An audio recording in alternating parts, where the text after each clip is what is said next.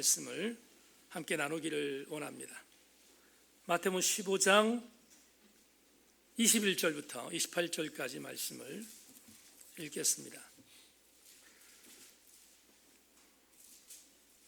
제가 말씀을 공동합니다. 예수께서 거기서 나가사 두로와 시돈 지방으로 들어가시니 가나안 여자 하나가 그 지경에서 나와서 소리질러 이르되 주 다윗의 자손이여 나를 불쌍히 여기소서. 내 딸이 흉악하게 귀신 들려나이다 하되 예수는 한 말씀도 대답하지 아니하시니 제자들이 와서 청하여 말하되 그 여자가 우리 뒤에서 소리를 지르오니 그를 보내소서. 예수께서 대답하여 이르시되 나는 이스라엘 집에 잃어버린 양 외에는 다른 데로 보내심을 받지 아니하였노라 하시니 여자가 와서 예수께 절하며 이르되 주여 저를 도우소서. 대답하여 이르시되 자녀의 떡을 취하여 개들에게 던지기 마땅하지 아니하니라. 여자가 이르되 주여 올소이다마는 개들도 제 주인의 상에서 떨어지는 부스러기를 먹나이다 하니 이에 예수께서 대답하여 이르시되 여자여 내 믿음이 크도다. 내 소원대로 되리라 하시니 그때로부터 그의 딸이 나으니라. 아멘 아멘. 개수해봐야겠지만 오늘 1부 예배가 2부보다 더 많이 나온 것 같습니다. 그래서 역전된 것 같은데 하나님의 교회가 1부와 2부가 꽉 차기를 바라고 그런 아름다운 애가 있었으면 좋겠습니다. 하늘 소망이란 찬양, 좀 어려운 찬양이지만 한번 찬양하겠습니다.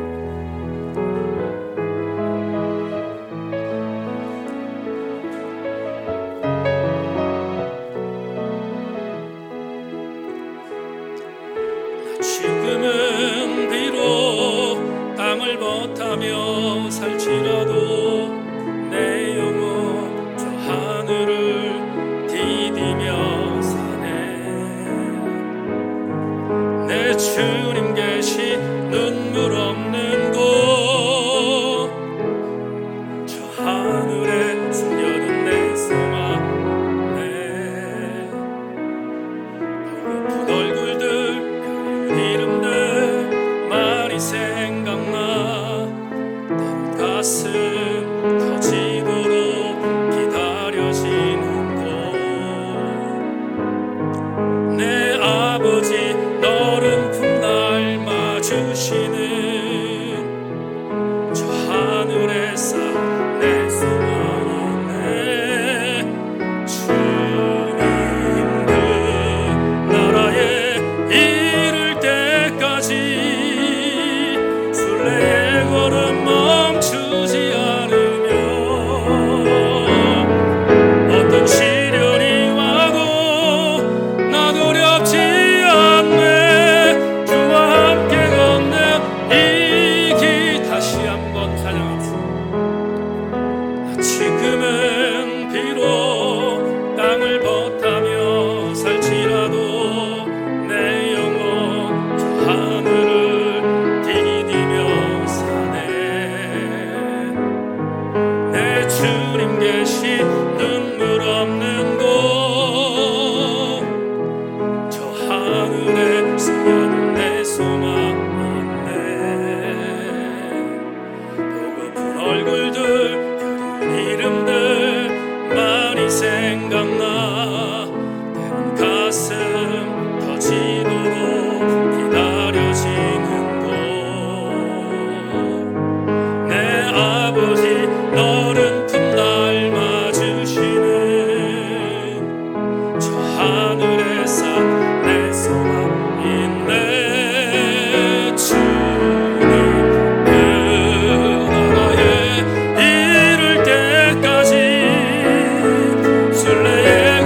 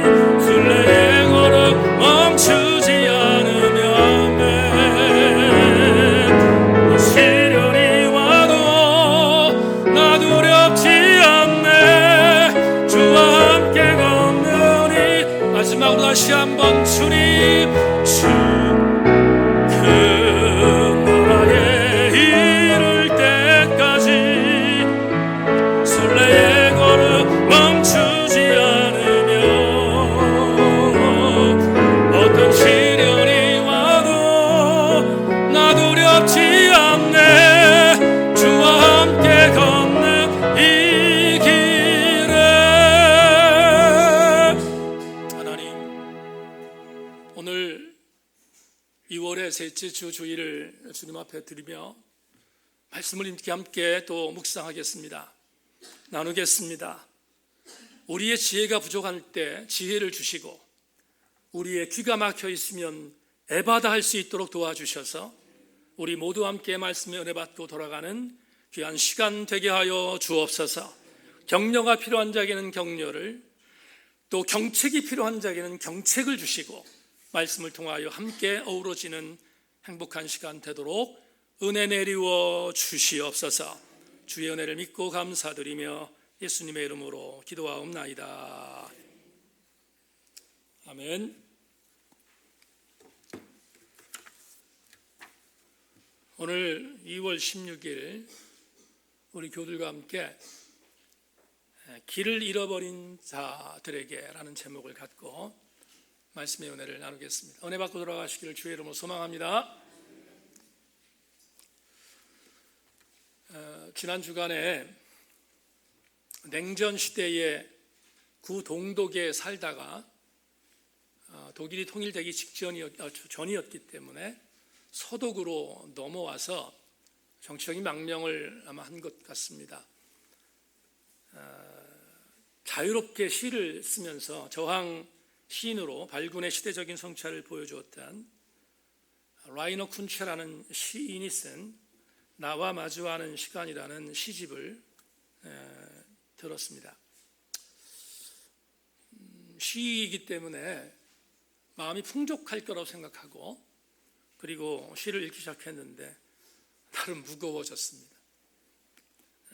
시어들 자체가 상당히 의미 있는 시들이 많았기 때문입니다. 그 중에 저는 교회 목사니까 교회에 관계되어 있는 시가 하나 있어서 발췌해서 여러분과 함께 먼저 나누기를 원합니다. 제목은 와해라는 시였습니다. 멀어버린 내 귀 속 그 안 세상, 아득한 곳에서 작은 교회에 종을 쳐준다. 시간을 지킬 줄 모르는 교회, 그래서 나도 도무지 모르겠다. 늦었나? 이른가? 작은 교회 종, 제 맘대로 울리니 그래도 나는 알지. 종줄이 누구 손에 쥐어졌는지. 이 시를 읽다가 직업의식은 숨길 수가 없어서 마음에 좀 착잡한 부분들이 저한테 왔습니다. 항상 책을 읽고 나면 서평을 쓰는데 이 글에 대한 서평을 제가 이렇게 썼습니다. 이 시를 읽다가 목사로서 아주 묘한 양가 감정이 스멀댔다. 엉망진창 교회의 종소리 때문에 나도 도무지 모르겠다는 시 작가의 토설이 왜 이리도 시리고 시리게 다가오는지 가슴 아팠기 때문이다. 나는 내 사랑하는 교회가 심판의 주체가 되려고 하지 않았으면 좋겠다. 난 교회가 비상식적인 길에서 돌이켜 정상적인 종을 쳐주는 종지기 역할을 해주었으면 좋겠다. 쿤체의 노래이자 고백처럼 교회가 종을 잘 치지 못해 그 종소리를 바른 삶의 바로미터로 삼고자 하는 사람들에게 귀를 잃어버리게 만드는 공범자가 되지 않도록 했으면 좋겠다. 객설 하나, 종을 누가 쥐고 있을까? 그냥 내 주관으로 해석하기로 했다. 천박한 그리스도인들로 이루어진 교회가 아니라 상식적인 그리스도인들이 이루고 있는 교회였으면 좋겠다. 그래야 시인이 감추고 있는 메타표대로 적절하게 시간을 맞추어 종을 칠 수 있으니 말이다. 이 글을 이렇게 기록한 이유가 있습니다. 그것은 교회가 많은 사람들에게 길을 찾아주는 역할을 했으면 좋겠다는 생각 때문입니다. 어떤 신학자가 이렇게 말한 적이 있습니다. 그리스도인들은 과연 누구인가? 라는 질문을 던지면서 이 신학자가 자답을 합니다. 그리스도인은 길을 찾는 자들이다. 맞습니다. 그리스도인들은 길을 찾는 자들입니다. 그래서 아주 오래전 존 버녀는 철로 역정이라는 위대한 책을 쓰지 않았습니까? 오늘 세인교회 2부 예배 나오신 교우들 전체는 왜 교회 나오셨습니까? 적용하겠습니다. 길 찾기 위해서 나온 것이 아닙니까? 우리도 길 찾기 위해서 오늘 이 예배당에 나와 예배를 드리고 있는 것입니다. 그런데 한 가지 염려스러운 것이 있습니다. 뭐냐 하면 길을 찾기 위해 나오는 사람들이 그리스도인인데 이왕 나왔으면 잘 찾아야 되지 않겠습니까? 굉장히 많은 사람들은 길을 찾으려고 나왔는데 잘못 찾는 경우들이 너무나 많습니다.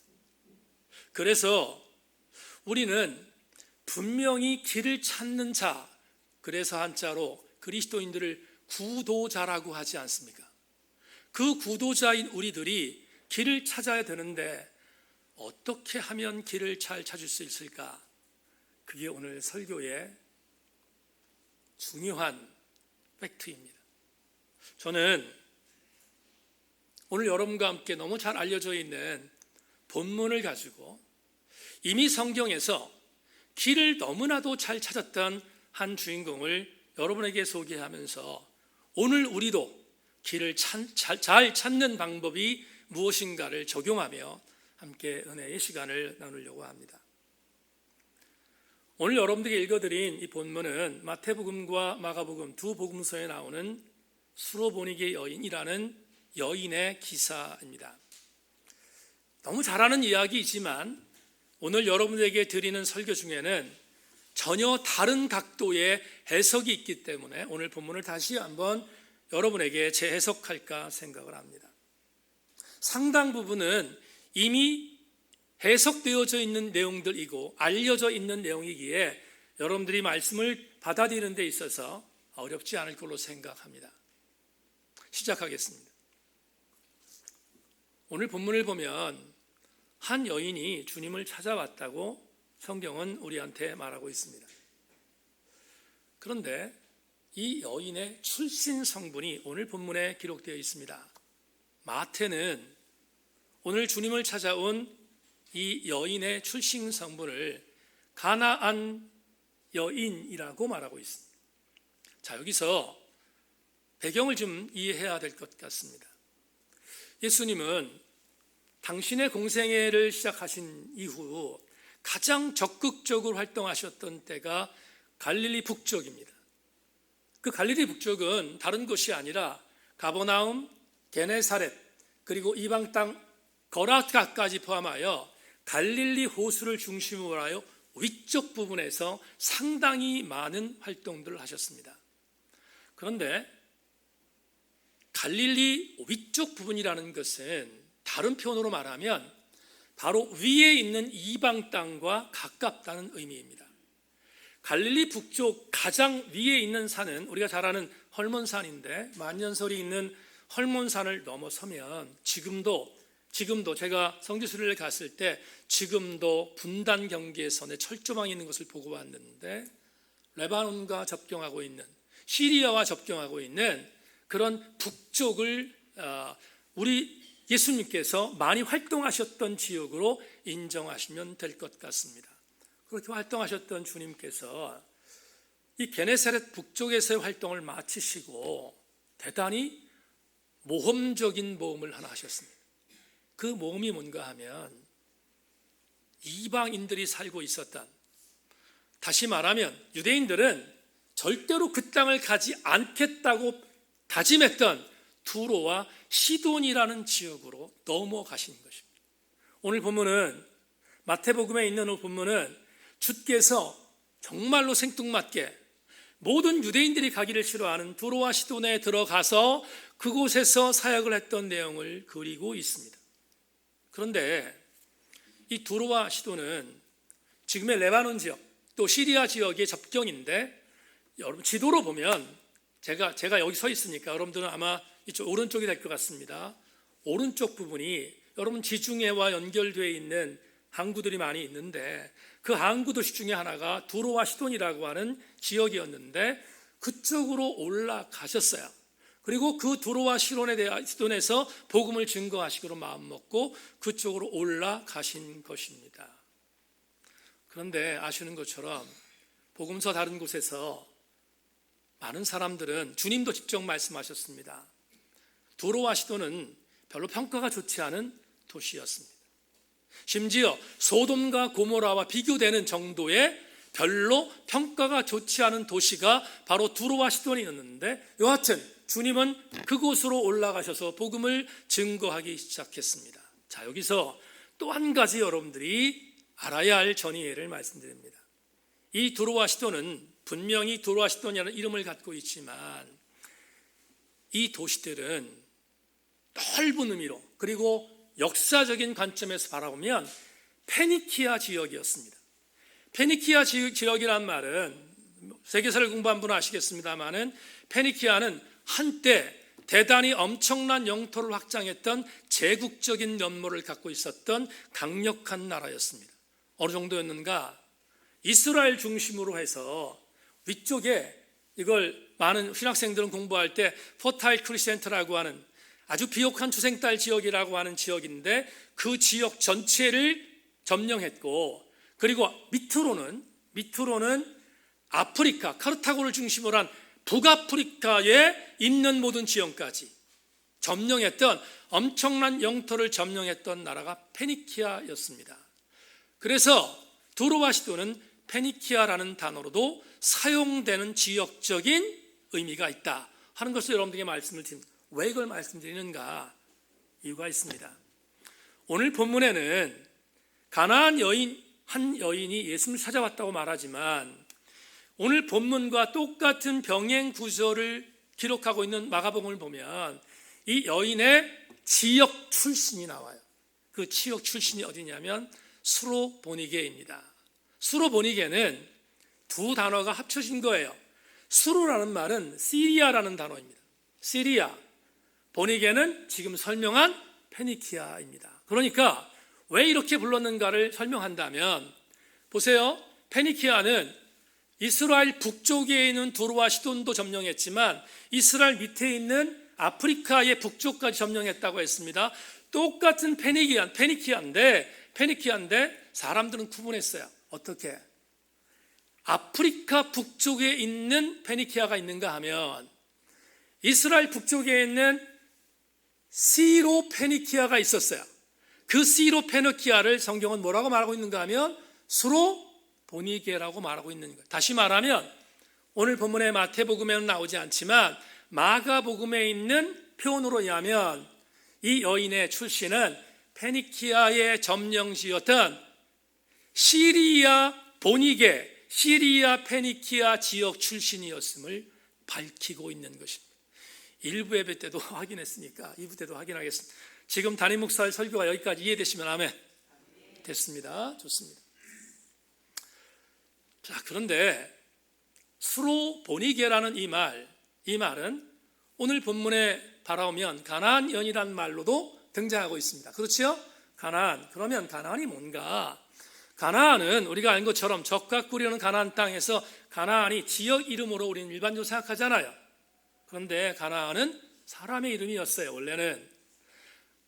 여러분에게 가나안이 누군지를 소개하겠습니다. 창세기 9장 18절을 보면 이런 말씀이 있습니다. 방주에서 나온 노아의 아들들은 셈과 함과 야벳이며 함은 가나안의 아버지라.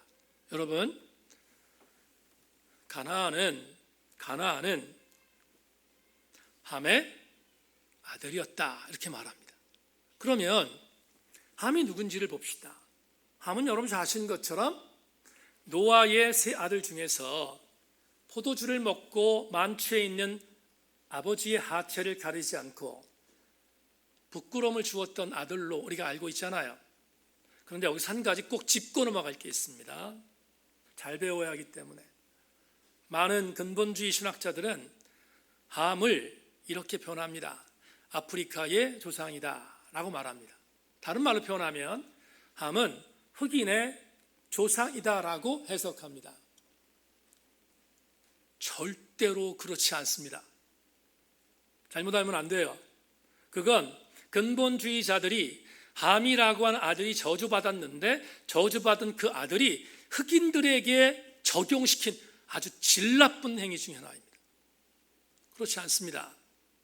다만 이것은 우리가 받아들여야 합니다. 함이라는 아들은 아버지의 수치를 감추어 주지 않았기 때문에 그의 동기들, 그의 형제들에 비해서 함의 자손들이 별로 두각을 나타내지 못했던 후손들이었던 것은 성경이 우리한테 증거하고 있습니다. 다만 함이 저주받은 백성이다, 그러니까 아프리카의 후손이다라고 말하는 것은 여러분 조심해야 합니다. 그렇지 않습니다. 여하튼 가나안은 함의 계보였습니다. 그렇다면 가나안은 오늘 본문에도 유대인의 관점에서 바라보는 거예요. 유대인의 관점에서 바라보면 함이 어떤 의미였는가라고 바라보면 아마도 구속사적 관점에서 바라볼 때 조금은 더 원주류에 해당되지 않는 주로 바라본다면 함의 자손 가나안 역시 별로 성경적인 의미에 있어서 별로 중요한 인물로 부각되지 않은 것 정도 우리는 받아들일 수 있는데, 유대인들의 관점에서 바라볼 때 수로베니게 가나안 지역, 이 가나안 지역이라고 해석했던 이 지역의 출신은 당연히 유대인들의 관점에서 바라볼 때 주목받지 못하는 지역이었음을 우리는 전이해로 알아야 합니다. 왜 이 말씀을 드리는가? 오늘 이곳 출신의 한 여인이 주님을 찾아왔다는 것. 자, 보세요. 주님은 유대인이었습니다. 철저한 유대인이었습니다. 그런 남성이었습니다. 그런데 여성이었고 수로보니게라고 하는 이방 출신, 별로 주목받지 못하던 가나안의 후손들이 살고 있었던 그쪽 지역에 있었던 한 여인이 주님을 찾아왔다는 것은 성경은 그 내용이 잘 안 나오지만 대단히 중요한 사건인 거예요. 마치 요한복음 4장에서 사마리아 수가성의 여인과 예수님이 대한 것이 대단히 제자들에게 이상스럽게 여겨졌던 것처럼 이 수로보니게 여인이 주님을 찾아온 것도 대단히 엄청난 사건이었음을 우리는 전이해로 해석해야 합니다. 여하튼 이 여인은 주님을 찾아왔습니다. 그러면 여러분에게 이런 질문을 드리겠습니다. 왜 찾아왔는가? 이 수로보니게 여인이 자기의 민족을 사람 취급도 하지 않던 유대인 남자에게 왜 찾아왔는가? 그 이유는 여러 주석서에 있는 것을 여러분에게 통틀어서 말씀드립니다.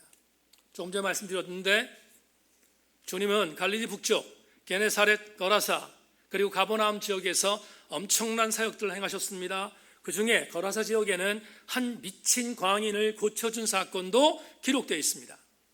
그런데 그렇게 미친 사람을 고쳐주었던, 귀신 들렸던 사람을 고쳐주었던 주님이 두로와 시돈에 들어왔다는 이야기가 이 여인에게 들렸어요. 주석서에는 소문이 파다했다라고 표현합니다. 그럴 수 있어요. 충분히 가능합니다. 왜냐하면 두로와 시돈과 가버나움 지역은 게데레스와 좀 가까웠기 때문에 얼마든지 소문이 가능합니다. 그 중에 가장 주목한 소문이 뭐냐 하면 이것입니다. 두로와 시돈에 들어온 예수라는 사람이 갈릴리 북쪽에서 귀신 들린 자들을 많이 고쳐줬다는 소문이 파다하게 돌았습니다. 이 소문은 수로보니게 여인에게 엄청난 도전이었어요. 왜 그랬을까? 간단합니다. 이 수로보니게 여인의 딸도 귀신 들렸기 때문에.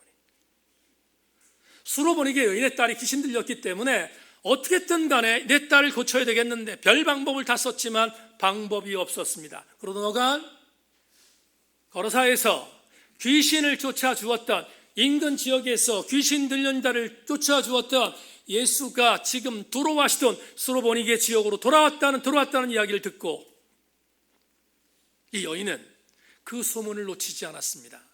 출신 성분에 대한, 남녀 성별에 대한 차별이 있지만 그걸 극복하고 주님을 찾아온 것입니다. 그리고 찾아와서 주께 이렇게 고백합니다. 22절 본문 22절 제가 읽겠습니다. 가나안 여자 하나가 그 지경에서 나와서 소리질러 이르되 주 다윗의 자손이여 나를 불쌍히 여기소서 내 딸이 흉악하게 귀신 들렸나이다. 여러분 이해하셨지요? 본인의 딸의 귀신 들림을 고침받기 위하여 다른 곳에서 귀신 들림을 고치어 주었던 예수님을 찾아온 것은 인지상정입니다. 너무 당연한 일이에요. 그리고 그 기회를 놓칠 리 없습니다. 왔어요. 찾아왔습니다. 그리고 주님께 이렇게 말하죠. 다윗의 자손 주님이시여 내 딸이 흉악한 귀신 들렸는데 나를 불쌍히 여겨달라고 고백합니다. 여기까지가 22절이죠. 내 딸이 흉악한 귀신 들렸으니까 다윗의 자손 주님이시여 내 딸을 고쳐달라는 것, 나를 불쌍히 여달라는 것은 내 딸을 고쳐달라는 의미일 것입니다. 여기서 우리는 첫 번째 은혜에 도착합니다. 22절 다시 보겠습니다. 22절 제가 다시 읽겠습니다. 22절 가나안 여자 하나가 그 지경에서 나와서 소리질러 이르되 주 다윗의 자손이 나를 불쌍히 여기소서 내 딸이 흉악하게 귀신 들렸나이다 라는 이 문장에서 제가 주목하는 문장이 하나 있어요. 뭐냐? 그 지경에서 나왔다 이렇게 말합니다. 여러분 예수님이 계셔요. 그런데 귀신 들린 딸과 있었던 그 지경에서 이 여인이 딸과 함께 예수님께로 나왔어요. 찾아왔습니다. 첫 번째, 오늘 여러분에게 은혜를 드리겠습니다. 길을 잃은 자들이 있습니까? 혹시 어디로 가야 할지 길을 잃은 자들이 우리 중에 있습니까? 아니면 보편적으로 저 밖에 있는 수많은 길을 잃은 자까지 포함하여 드리고 싶은 것이 있습니다. 사랑하는 세인교회 지체들이여, 길을 잃지 않으려면 반드시 예수 그리스도를 찾아야 합니다. 길을 잃지 않으려면 예수 그리스도를 찾아 나와야 합니다. 여러분에게 이렇게 말하는 것을, 강하게 말하는 것을 이해해 주시기를 바랍니다. 우리 기독교는 하나님께서 우리 인간을 찾아 내려온 종교예요. 조직신학을 공부하는 신학생들 첫 번째가 God search for man이라는 말을 맨 처음부터 공부합니다. 하나님이 우리를 찾았어요. 다른 종교는 man search for God이에요. 인간이 하나님을 찾습니다. 신을 찾습니다.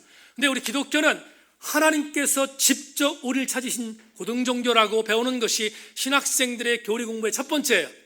그런데 신학적으로 하나님이 우리를 찾아온 것은 은혜예요. 다 같이 아멘. 나사렛 예수 그리스도께서 하나님의 아들이셨음에도 불구하고 우리에게 직접 오신 사건은, 성육신의 사건은 은혜 중에 은혜인 줄로 믿습니다. 그런데 한 가지 분명한 것, 그건 원칙이고 원리이지만 하나님이 나를 위하여 오셨다는 그 사실을 믿는 우리들 역시 반응해야 합니다. 어떻게? 우리도 하나님을 찾아야 되지 않겠습니까? 우리도 하나님을 찾는 것, 그것이 길을 잃지 않는 방법 중에 대단히 중요한 방법이 바로 이 방법이기에, 오늘 정말 수로보니게 여인이 주님을 찾아왔다는 자체는 이 여인이 길을 잃어버렸다가 다시 길을 찾게 된 강력한 은혜의 통로인 것을 오늘 본문에서 우리에게 첫 번째 은혜로 제시하고 있습니다.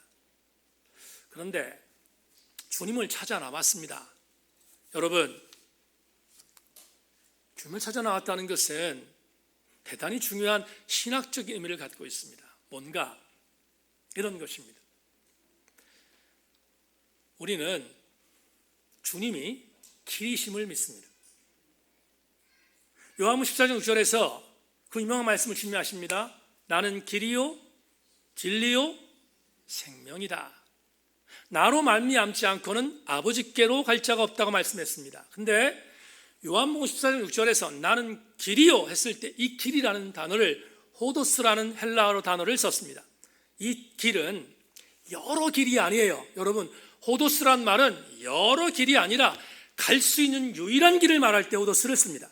그런데 주님이 내가 길이요 했을 때 이 길은 호도스란 단어를 썼습니다. 한 가지 주목할 것이 있어요. 주님이 내가 길이라고 했습니다.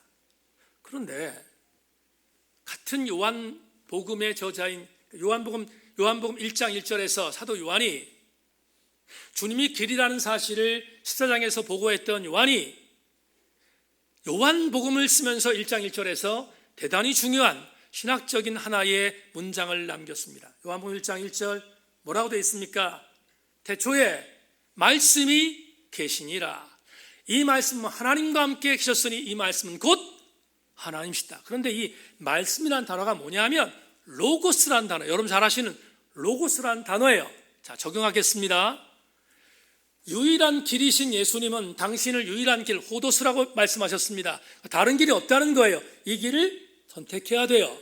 그런데 요한복음 1장 1절에서는 태초에 말씀이 계시다 했을 때 말씀을 로고스라는 단어 썼습니다. 그런데 말입니다, 사도 바울이 우리가 이미 공부한 고린도전서 1장에서 너무 중요한 말을 했어요. 어떤 중요한 말? 고린도전서 1장에서 이런 말씀을 하고 있습니다. 자막 띄워주세요. 고린도전서 1장 18절을 같이 한번 읽겠습니다. 준비 시작. 십자가의 도가 멸망하는 자들에게는 미련한 것이요 구원을 받는 우리에게는 하나님의 능력이에요. 여기 십자가의 도라는 단어 나오죠. 이 도라는 단어가 요한복음 1장 1절에 나오는 로고스라는 단어예요. 자, 그러면 이렇게 적용합시다. 말씀은 로고스인데 바울이 말했던 예수 믿는 사람은 십자가의 도를 추구한다고 했습니다. 도는 로고스예요. 그런데 이 말씀이 곧 하나님이라고 했습니다. 여러분, 요한복음의 하나님은 예수 그리스도를 의미하잖아요. 예수 그리스도를 의미하는 그 말씀으로 오신 그분은 말씀이자 곧 뭐라는 거예요? 길이라는 거예요. 그러므로 우리는 길 대신 예수 그리스도를 찾아야 절대로 우리의 길들을 잃어버리지 않는다는 전제가 있습니다.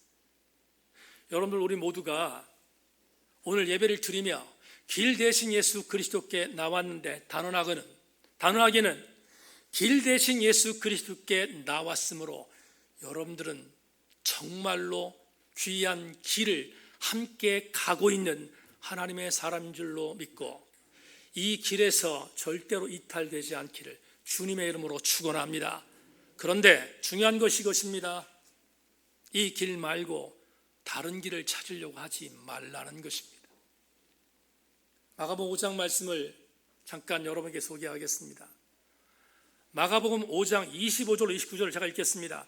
12해를 혈류증으로 앓아온 한 여자가 있어 많은 의사에게 많은 괴로움을 받았고 가진 것도 다 허비하였을 때 아무 효험이 없고 도리어 더 중하여졌던 차에 예수의 소문을 듣고 무리 가운데 끼어 뒤로 와서 그의 옷에 손을 대니 이는 내가 그의 옷에만 손을 대어도 구원을 받으리라 생각함이로라.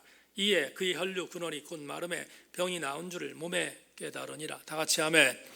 사랑하는 여러분, 자궁에서 피가 12년 동안 흘러내리는 것을 고통당한 한 여인이 병원에 갔습니다. 의원에게 보였습니다. 그런데 고치지 못했다고 마가는 말합니다. 심지어 이렇게 말합니다. 갖고 있었던 재산도 허비했다. 일부 예배 때 말했으니까 여러분에게 이렇게 해석하겠습니다. 목사님, 의학을 부정하시는 겁니까? 의사들을 부정하시는 겁니까? 그럴 리가 있습니까? 그렇지 않습니다. 여러분, 감기 드시면 병원 가서 감기약 타서 드시기를 바랍니다. 여러분이 아프시면 병원 가세요. 의사에게 보이세요. 그건 당연한 일입니다. 그런데 마가복음 5장에서 혈류를 앓던 이 여인이 많은 의원에게 찾아가서 재산도 탕진했는데 그가 효험을 못 얻었다는 것은 의사를 부정하는 것이 아니라 다른 길을 찾았다는 것입니다. 우리 주변에 예수 그리스도에게 가려고 할 때 그 길을 방해하는 일들이 얼마나 많습니까? 여러분, 일주일 동안 삶을 살면서 여러분의 수많은 길들이 지난 일주일 동안 있었을 것입니다. 그런데 그 수많은 길 가운데서 오늘 예수 그리스도의 길로 나오기 이전까지 여러분들의 이 길로 가라고 여러분을 부추겼던 일들이 얼마나 많습니까? 사랑하는 선생님께 지체들이여, 저는 우리 교우들이 지금 선택한 예수 그리스도의 말씀을 듣기 위하여 로고스이신 주님의 말씀을 듣기 위하여 이 자리에 나오셔서 예수 그리스도의 말씀을 들으며 예수님의 길에 들어오신 것을 주의 이름으로 환영하며 그 말씀 안에서 주의 길을 계속해서 찾아 나서는 아름다운 성도들 되기를 주의 이름으로 권면합니다. 마가복음 1장 40절로 45절 이렇게 말합니다. 한 나병 환자가 예수께 와서 꿇어 엎드려 간구하여 이르되 원하시면 저를 깨끗하게 하실 수 있나이다. 예수께서 불쌍히 여기사 손을 내밀어 그에게 대시며 이르시되 내가 원하노니 깨끗함을 받으라 하시니 곧 나병이 그 사람에게 써나가고 깨끗하여진지라. 곧 보내시며 엉이 경고하사 이르시되 삼가 아무 말도 하지 말고 가서 내 몸을 제사장에게 보이고 내가 깨끗하게 되었으니 모세가 명한 것을 들여 그들에게 입증하라 하셨더라. 그러나 그 사람이 나가서 이 일을 많이 전파하여 널리 퍼지게 하니 그러므로 예수께서 다시는 드러나게 동네에 들어가지 못하시고 오직 바깥 한적한 곳에 계셨으나. 주목하십시다. 색이 바뀌어 있는 저 부분, 나병 환자를 고치셨어요 주님이. 그래서 그 소문이 수많은 사람들에게 임했습니다.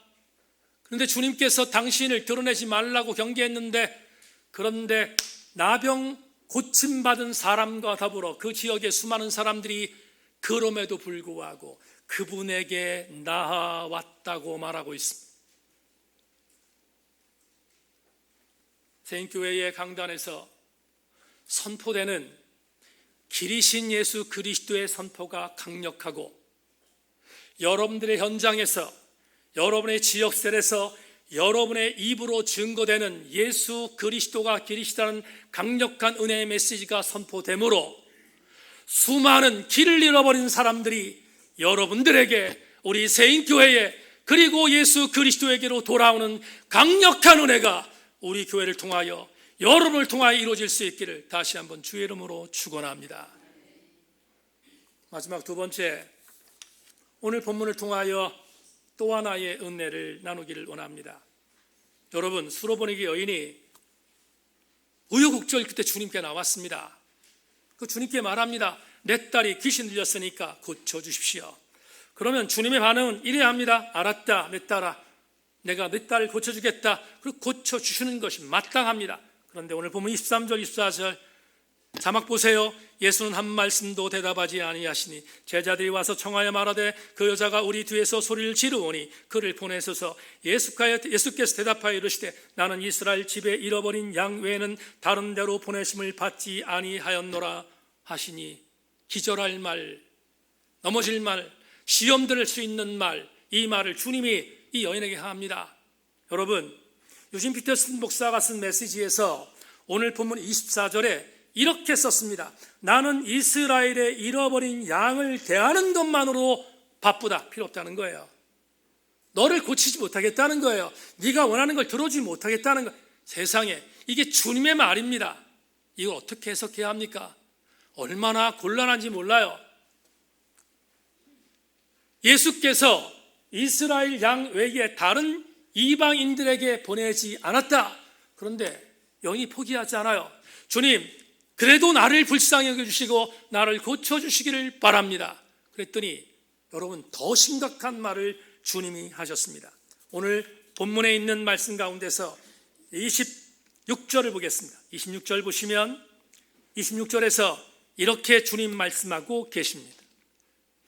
대답하여 이르시되 자녀의 떡을 취하여 개들에게 던지기 마땅하지 아니하다. 다시 한번, 대답하여 이르시되 자녀의 떡을 취하여 개들에게 던지기 마땅하지 않다. 보세요. 이 수로보니게 여인이 우여곡절 끝에 정말 용기 내서 주님 앞에 내 딸 고쳐달라고 말했는데 주님이 필요 없다, 안 한다, 고치지 않아, 내 딸은 내 대상이 아니야. 그리고 말합니다. 너는 개라는 거야, 개. 너는 개인데 어떻게 개를 고치겠는가? 어떤 목사님이 이런 얘기했어요. 여기 나오는 개라는 단어는, 오늘 일부 예배 최지원 집사 나왔는데 저는 최지원 집사 가정에 신방 가는 거 별로 안 좋아요.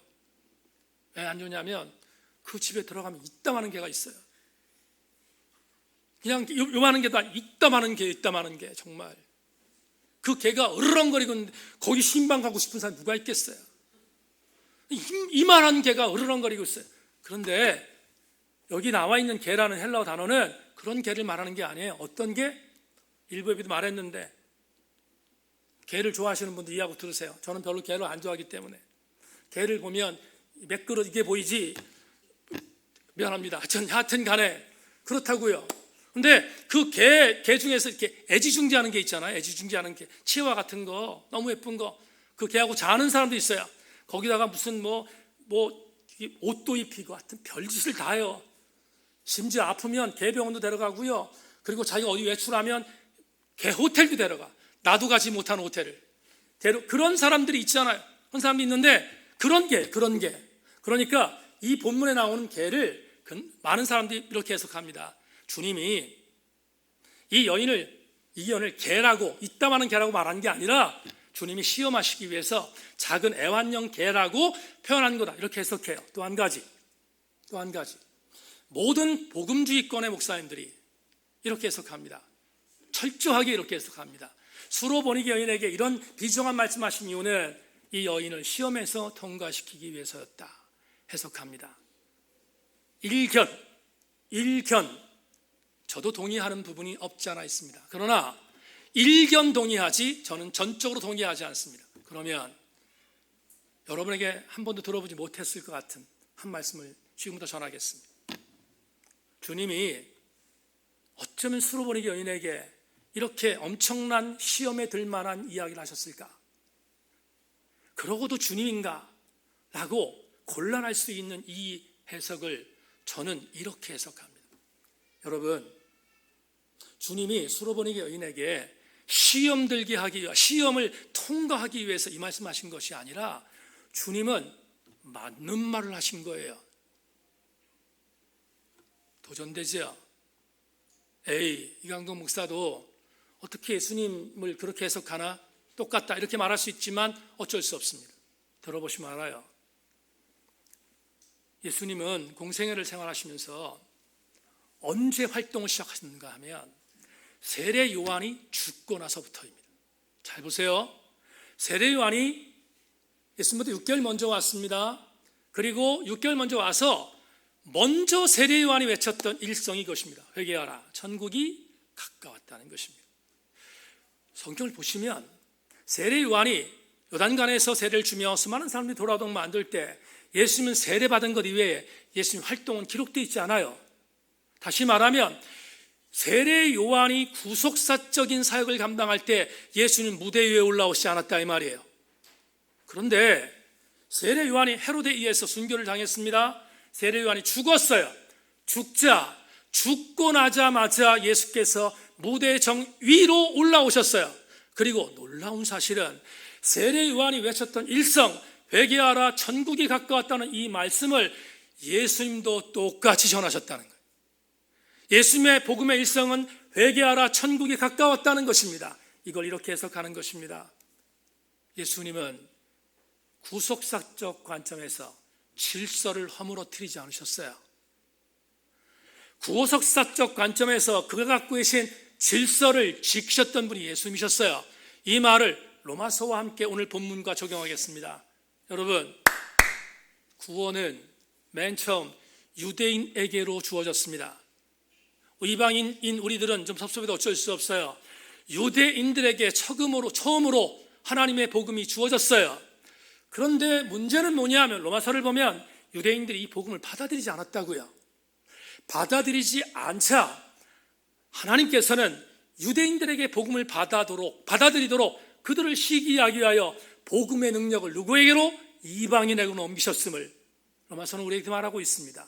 그런데 여기서도 대단히 중요한 게 하나 있어요. 자, 보세요. 유대인들에게 복음이 왔습니다. 복음을 거절했습니다. 알았다, 너 복음 거절했냐? 그러면 너는 내가 제껴놔. 그게 아니라 주님은 유대인들이 복음을 거절해서 이들을 시기하게 만들고 이방인들에게 복음이 증거되도록 만드는 방법 이렇게 했어요. 어떻게?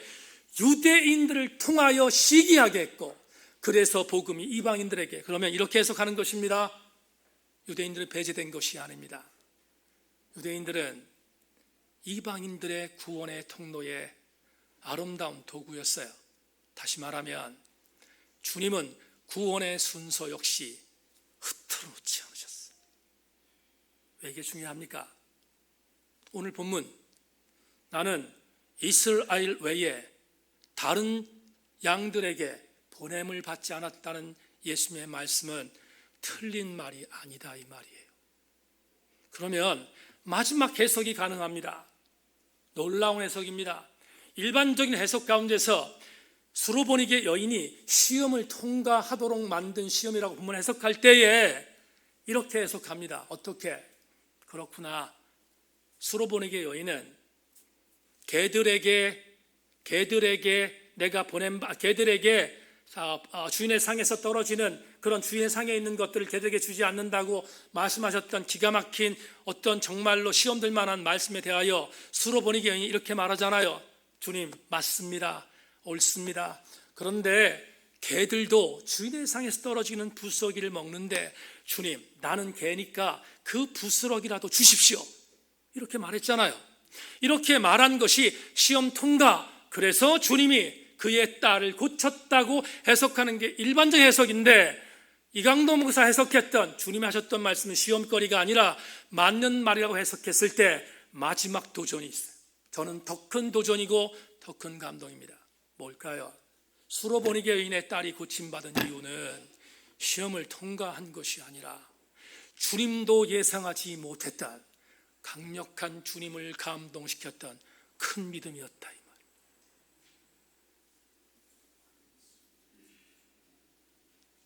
주님도 너무 놀라셨어요. 주님도 너무나 큰 충격을 받았어요. 주님이 하신 말이 틀린 말이 아니라고 했습니다. 그럼 물러설 줄 알았는데 이 여인이 부스러기도 달라고 했어요.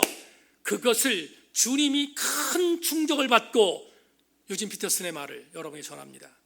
유진 피터슨은 메시지에서 얼만큼 충격을 받았는지 이렇게 표현했습니다. 여러분, 오늘 28절 보세요. 이에 예수께서 대답하여 이르시되 여자여 내 믿음이 크도다 내 소원대로 되리라 하시니 그때로부터 그의 딸이 나으니라. 여기에 여자여 내 믿음이 크도다, 이 부분들을 이렇게 유진 피터슨이 해석했어요. 대단한 감동이었어요. 제가 원고에 집어넣었는데 이렇게 표현했습니다. 예수께서 뜻을 굽히셨다. 여자야 내 믿음이 남다르다. 내 소원대로 되었다. 그 즉시 여자의 딸이 낳았더라. 이렇게 마지막으로 해석하겠습니다. 우리 모두는 예수 그리스도의 은혜의 길에 들어와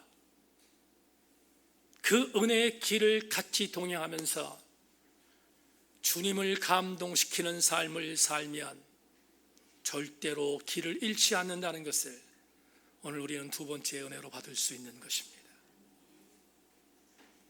우리 세인교회 지체들 중에, 여기 있는 지체들 중에 주님으로부터 주님이 계획하신 뜻을 그 성도가 주어진 감동의 충격으로 굽힐 수 있는 성도들이 많아지기를 소망하고, 더불어 주님의 음성을 통하여 사랑하는 아들아, 사랑하는 딸아, 내 믿음이 남다르구나 라고 하는 칭찬받는 주님의 마음을 감동시키는 우리 성도들 되기를 주의 이름으로 축원합니다.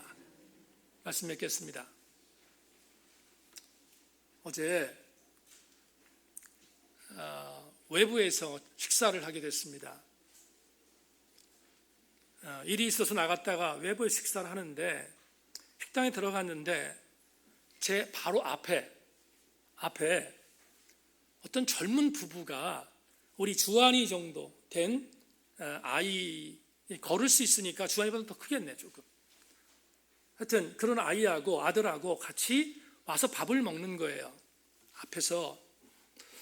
근데 그 부부가 먼저 왔고 제가 늦게 왔기 때문에 그 부부에게 식당에서 식단이 먼저 나왔어요. 저는 이제 거기서 볼 수밖에 없잖아요. 밥 먹는 거를 볼 수밖에 없었어요. 보다가 참 많이 웃었어요, 속으로. 밥이 나왔는데 애기 엄마가 막 이유식을 먹는 것 같아요. 이유식을 시작한 것 같아요. 애기 엄마가 숟가락에다가 요만큼 밥을 얹어놓고 자극적이지 않은 음식, 뭔지 모르겠습니다. 음식을 얹어놨어요. 얹어놓고 그 아이가 입 벌리라고 해서 이렇게 먹였어요. 그래서 그 아이가 이렇게 한 모금을 먹었어요. 먹었는데 난리가 났어요.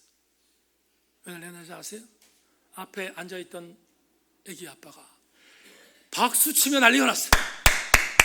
우리 아들 잘 먹는다고.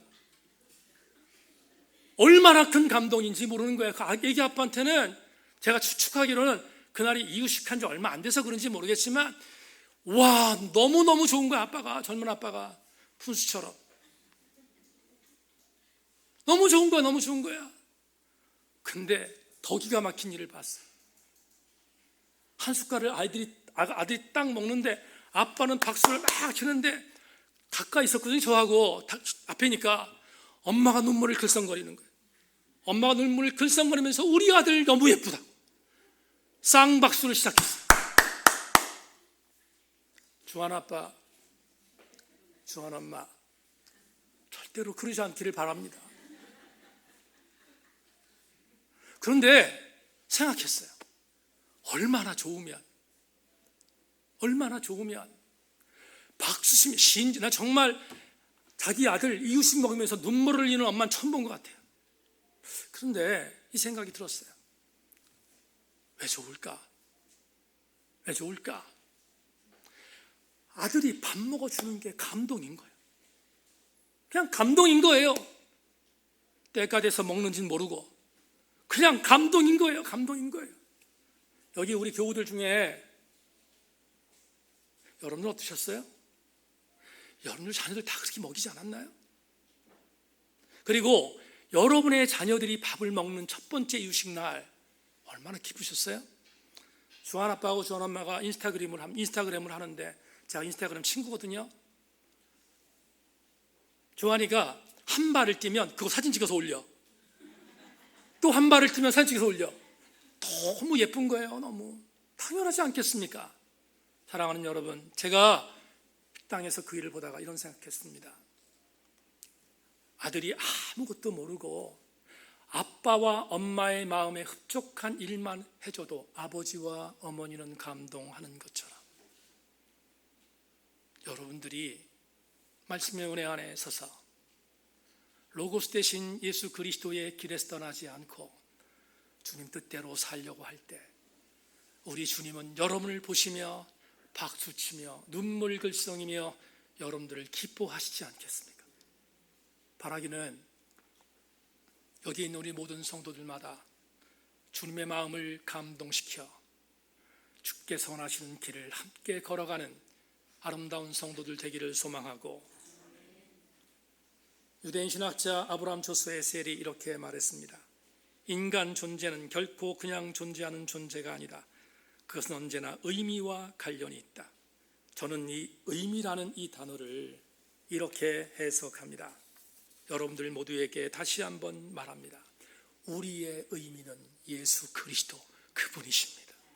전체가, 여기 있는 모든 전체가 의미이신 예수 그리스도의 길에서 탈락되지 않고 길을 잃어버리지 않는 자들 되시기를 주님의 이름으로 축원합니다. 하나님 감사합니다. 오늘 말씀의 은혜를 나누었습니다. 내가 지금 걷고 있는 길이 예수 그리스도라는 우리의 의미의 길인가를 뒤돌아보며 혹시나 길을 잃은 자들이 있다면 성경이든 하나님 앞에 엎드리든 아니면 주님이 주시는 성서적인 조명이든 아니면 주님이 우리에게 직접 알려주시는 세미한 음성이든 어떠한 것이든 주께서 우리의 의미라는 길을 찾아 그 의미 안에 서는 우리 성도들 되게 하여 주시옵소서. 예수 그리스도의 이름으로 기도하옵나이다. 주와 함께 길 가는 것